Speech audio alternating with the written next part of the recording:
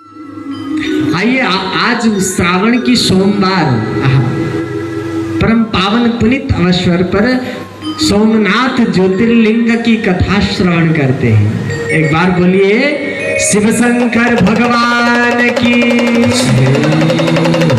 जो भी श्रावण के इस शुभ अवसर पर सोमनाथ ज्योतिर्लिंग की कथा सुनता है उसके समस्त ताप पाप और संताप नष्ट हो जाते हैं। कथा आती है, दक्ष नाम के एक प्रजापति थे जो ब्रह्मा जी के पुत्र थे। उन्होंने अपने 27 कन्याओं का विवाह चंद्रमा के साथ करा दिया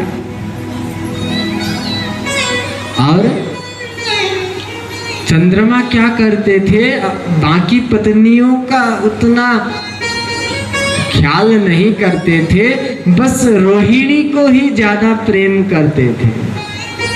औरों का कुछ खबर नहीं रखते थे, रोहिणी के तरफ ही वो आकर्षित रहते थे, रोहिणी से ही वो प्रेम करते थे। बाकी सब पत्नियां रोती हुई पिता के घर मायके चली गई। हे पिता, हमारे पति हमसे प्रेम नहीं करते। जब पति का प्रेम नहीं मिलता तो कहाँ जाए बेटिया। पिता के घर गई, रोई, बेटियों को रोता देख दक्ष को बड़ा बुरा लगा। चंद्रमा को बहुत समझाया, देखो सबके साथ समान प्रेम करना चाहिए, तुम भेदभाव क्यों करते हो, रोहिणी को ही प्रेम करते हो, बाकी सबकी उपेक्षा करते हो, ऐसा मत करो। देखो समझाकर भेज दिया। दक्ष ने सोचा कि देवता है चंद्रमा, मान जाएंगे शायद, लेकिन चंद्रमा नहीं बदले। फिर कुछ दिनों में फिर बेटियां रोती हुई आई और पिता दक्ष से बोली, हे बाबा, हमारे पति तो जैसे के तैसे ही है, बस रोहिणी से प्रेम करते हैं, हमारी तरफ तो देखते भी नहीं। अब हम कहाँ जाए, पति की उपेक्षा झेलते हुए हम ससुराल में रह नहीं पाएंगे। अब आप ही बताइए क्या करें। बार बार जब दक्ष के कन्याओं का रोदन दक्ष ने सुना तब दक्ष को बड़ा क्रोध आया। तब तुरंत चंद्रमा के पास जाकर दक्ष ने श्राप दे दिया, देख चंद्रमा, तुझे अपना स्वरूप, अपना कांति, अपना तेज बड़ा प्यारा है, तू अपने सभी पत्नियों को समान प्रेम न देकर केवल एक पत्नी से प्रेम करता है। जा, मैं तुझे श्राप देता हूँ कि तू तेजहीन हो जाए, तुझे क्षय रोग से तू ग्रसित हो जाए। जैसे ही श्राप दक्ष ने दिया, चंद्रमा का जो तेज था, जो कांति थी, सब घट गई, वो पूरा काला पड़ने लगा। सब देवताओं ने उसे देखकर सब घबराने लगे, क्या हुआ। जब चंद्रमा कांतिहीन हो गए, तेजहीन हो गए, शक्तिहीन हो गए, तो सृष्टि में गड़बड़ी आने लगी। सब देवता डरकर ब्रह्मा जी के पास चले गए। तब ब्रह्मा जी बोले, देखो चंद्रमा, जब भी किसी पर संकट आता है, जब भी बड़ी बड़ी आफत और विपत आती है जगत में, जैसे कल हम सुने थे, अमृत तो देवता पी गए, लेकिन जहर किसने पिया, महादेव ने। जब भी बड़ी बड़ी शक, छोटे मोटे तो सब देवता निपटा देते हैं, लेकिन जब किसी की बस की नहीं, जब कोई नहीं कर सकते, तब आते हैं कौन, हमारे भोले बाबा। तब ब्रह्मा जी बोले, देखो देवताओं, चंद्रमा को भी बोले, चंद्रमा तुम भी ध्यान से सुनो, तुम अब प्रभास क्षेत्र में चले जाओ। कहाँ, प्रभास क्षेत्र, ये कहाँ है, द्वारका में। आप लोग कितने गए हो सोमनाथ ज्योतिर्लिंग, बहुत सारे गए हैं। कितना सुंदर है ना समुद्र का तट और मंदिर में। मेरा भी एक बार सौभाग्य हुआ, मैं भी वहाँ दर्शन करने बोले बाबा ने हमको भी बुलाए थे। तो सोमनाथ, तब ब्रह्मा जी ने कहा चंद्रमा आप जाइए, प्रभास क्षेत्र में जाइए, एक शिवलिंग की स्थापना करिए और एक महामंत्र का जाप करिए। यदि रोग से बचना हो, यदि मृत्यु से बचना हो, अकाल मृत्यु से बचना हो, तो एक ही महामंत्र और एक ही देवता है। मंत्र क्या है? मृत्युंजय महामंत्र। और देव कौन है? देवों के देव हर हर।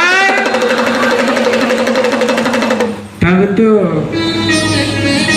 मंत्र दीक्षा दे दिया। देखिए मंत्र कोई भी आप जपते हो ना, कि गुरु से दीक्षा लेकर ही जपना चाहिए। क्यों? क्योंकि जब गुरु दीक्षा देते हैं मंत्र का, तब मंत्र का शक्ति 1000 गुना बढ़ जाता है। कैसे? उदाहरण से समझिए, एक पिस्तौल होता है जो पुलिस या किसी के पास भी होता है, जो पिस्तौल होता है, जो बंदूक से आप उसका बुलेट निकाल लीजिए, गोली, और हाथ से किसी को मार दीजिए, वो मरेगा। लेकिन उसी बुलेट को फिर गन में लोड करके फिर आप फायर कर दीजिए, वो बचेगा। बुलेट तो वही है, लेकिन जब बंदूक में से वह बुलेट निकलेगा, वो अधिक प्रभावकारी, प्रभावशाली, शक्तिशाली होगा।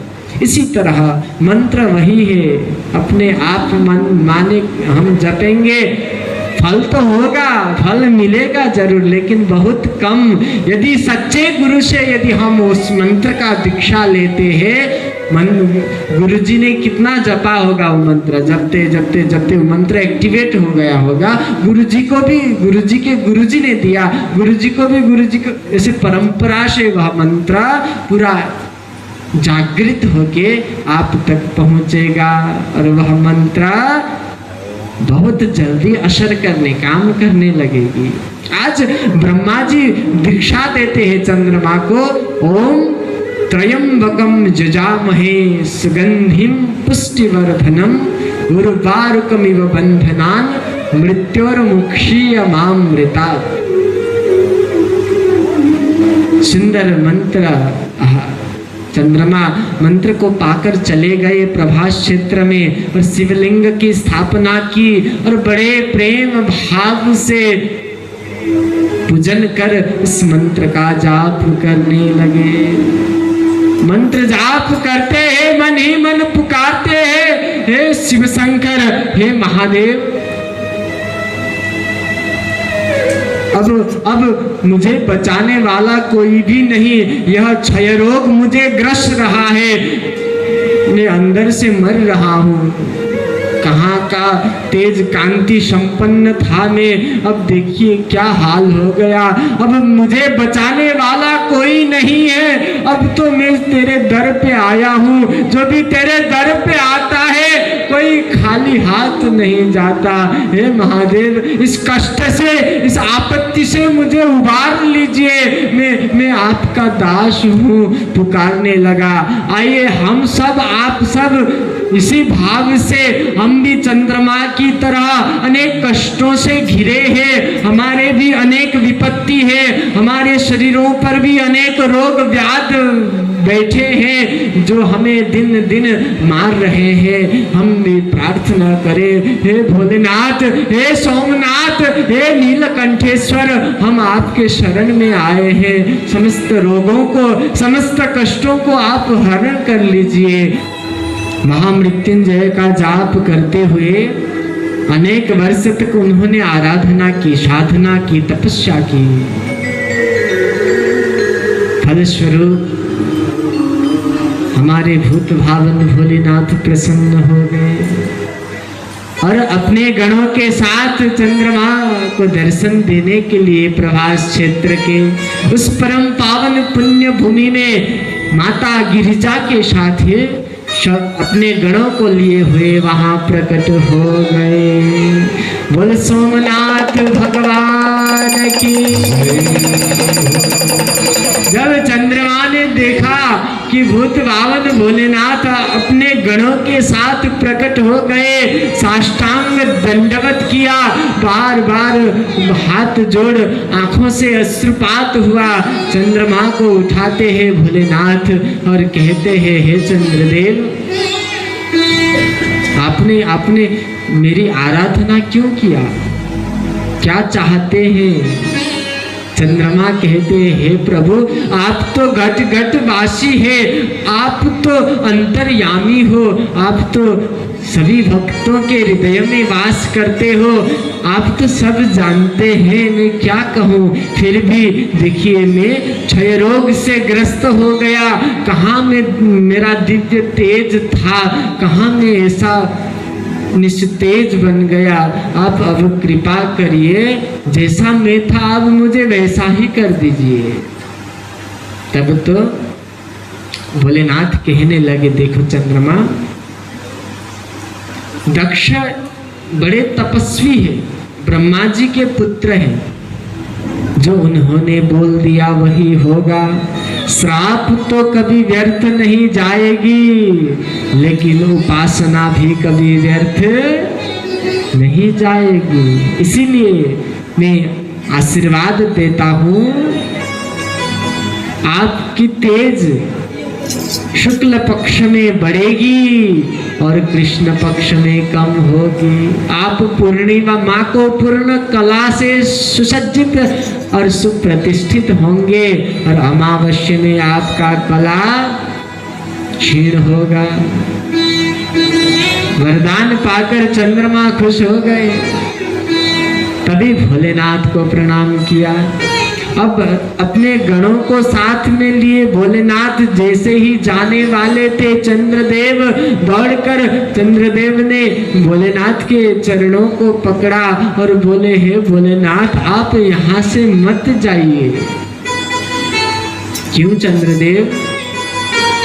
तब चंद्रदेव कहते हैं, देखिए, संसार में सिर्फ मैं ही नहीं जो दुखी हो, अनेक लोग दुख से जल रहे हैं, कष्टों से जल रहे हैं। कोई शारीरिक दुख से दुखित है, कोई मानसिक दुख से पीड़ित है। आपके अनेक भक्त संसार में ऐसे हैं जो दुखों के दलदल में फंसे हुए हैं। उन सबको पार लगाने के लिए हे भूत भावन भोलेनाथ, आप ज्योति स्वरूप में यही विराजित हो जाइए। कोई भी भक्त आपका दर्शन करे, उसके समस्त मनोकामना आप पूरी कर दे। कोई भी आपका नाम ले, उसका हर काम आप पूरा कर दे। भक्तों पर दया करने के लिए, दीन दुखियों पर कृपा करने के लिए, जो रोग व्याध से पीड़ित है, ऐसों का उद्धार करने के लिए, हे प्रभु, मेरे नाम के साथ जुड़कर आप इस धाम को पावन करिए, आप ज्योति स्वरूप में यहाँ निवास करिए। जब बार बार चंद्रदेव विनती करने लगे, तभी आकाश से देवगण प्रकट हो गए। सबने भोलेनाथ को वंदन किया और सब बोलने लगे, हे भोलेनाथ, हे चंद्रदेव जो कह रहे हैं एकदम सच है, अब आप कहीं मत जाइए, ज्योति स्वरूप से आप यहीं निवास कीजिए।